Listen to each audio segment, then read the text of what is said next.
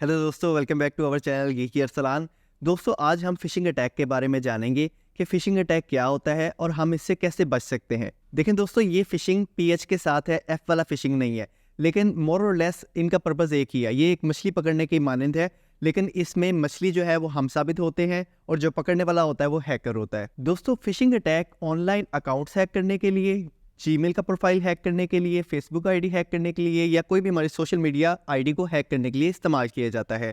अब सवाल ये है कि हैकर्स जिसे कैसे इस्तेमाल करते हैं और कैसे ये अटैक किया जाता है। होता क्या है कि हैकर जो है वो आपको एक ईमेल भेजता है और वो ईमेल देख के आपको बिल्कुल ऐसे ही लगता है जैसे ये फेसबुक, जीमेल या किसी बैंक अकाउंट की तरफ से आई है, और उसके अंदर कुछ ऐसे सब्जेक्ट्स लिख देता है, कुछ ऐसा डिज़ाइन होता है जो कि ओरिजिनल ईमेल के साथ मुशाबे होता है, जिसे देखकर कोई आम इंसान उसमें फ़र्क नहीं कर पाता और वो अगला स्टेप लेने के लिए मजबूर हो जाता है। हैकर्स आपको कैसे मजबूर करते हैं नेक्स्ट स्टेप लेने के लिए?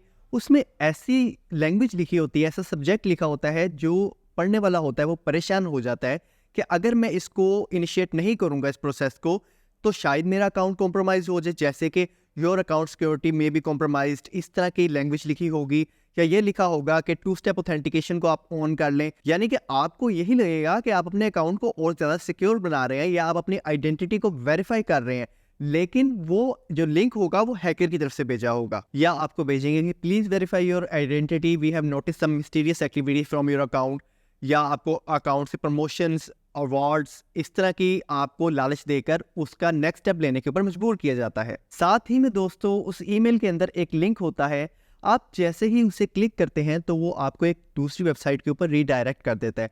उस वेबसाइट का जो इंटरफेस होता है वो बिल्कुल ओरिजिनल वेबसाइट की तरह ही होता है, लेकिन वो होती है एक डुप्लीकेट वेबसाइट है। अब वहाँ पे आपका यूज़र नेम और पासवर्ड की ऑप्शन होती है। आप यही समझ रहे होते हैं कि मैं इसमें लॉगिन करूँगा तो मैं अपना सारा काम कर पाऊँगा। आप जैसे उसमें यूज़र नेम एंटर करते हैं और पासवर्ड एंटर करते हैं, आप उसमें लॉगिन तो नहीं कर पाते हैं, लेकिन आपका डाटा उस हैकर के पास ज़रूर चला जाता है और फिर वो हैकर इसका मिसयूज़ कर सकता है। मिसयूज़ करते हुए आपका अकाउंट खाली कर सकता है, अगर बैंक अकाउंट का डिटेल्स उसके पास चली गई हैं, या अगर आपका जीमेल अकाउंट उसके पास चला गया तो उसका भी वो कोई मिसयूज़ कर सकता है। आपका फेसबुक अकाउंट से वो मिसयूज़ कर सकता है, कोई इनएप्रोप्रिएट पोस्ट कर सकता है। तो इस सब से बचने के लिए हमें क्या स्टेप्स ऑप्ट करने चाहिए वो हम इस वीडियो में आगे देखते हैं। पहला, do not open any untrusted email. दूसरा, आपने किसी भी ईमेल से जो अनट्रस्टेड सोर्स से आई हो वहां से कोई भी अटैचमेंट डाउनलोड नहीं करनी। तीसरा, अगर आप उस ईमेल को ओपन कर भी लेते हैं तो आपने उसमें किसी भी लिंक के ऊपर क्लिक नहीं करना। आप या तो उस ईमेल को स्पैम कर दें या फौरन उस ईमेल को डिलीट कर दें। अब सवाल बनता है कि हम कैसे वेरीफाई करेंगे कि जिस वेबसाइट के ऊपर हम अपना जो डाटा है वो लिख रहे हैं, हम अपना यूज़र नेम और पासवर्ड लिख रहे हैं, क्या वो लेजिटिमेट है, वो असल वेबसाइट है या वो एक डुप्लीकेट कॉपी बनाई गई है हैकर की तरफ से। तो देखें दोस्तों, कुछ चीज़ें नोट करके आप इन सब चीज़ों से बच सकते हैं। जैसे आप किसी भी वेबसाइट पे जाते हैं तो उस वेबसाइट के लिंक से पीछे HTTPS की सर्टिफिकेशन होती है। आपने एक तो ये इंश्योर करना है कि वो HTTPS की सर्टिफिकेशन वहाँ पे हो।